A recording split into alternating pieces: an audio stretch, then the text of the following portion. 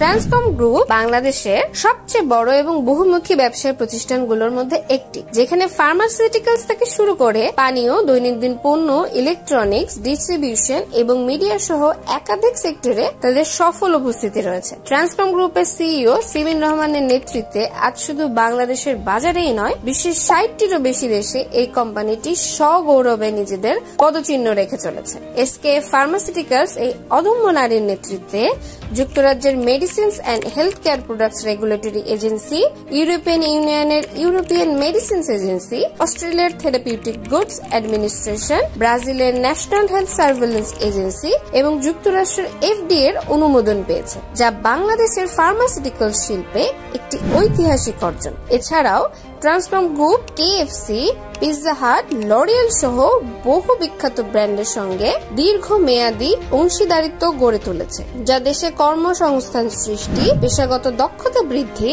এবং দেশের অর্থনৈতিক ইকোসিস্টেমকেও আরো শক্তিশালী করতে ভূমিকা রাখছে। সিমিন রহমানের মতে বাংলাদেশের পণ্য বিশ্ববাজারে অবস্থান নিতে পারে যদি মান এবং মূল্যবোধ সঠিক থাকে।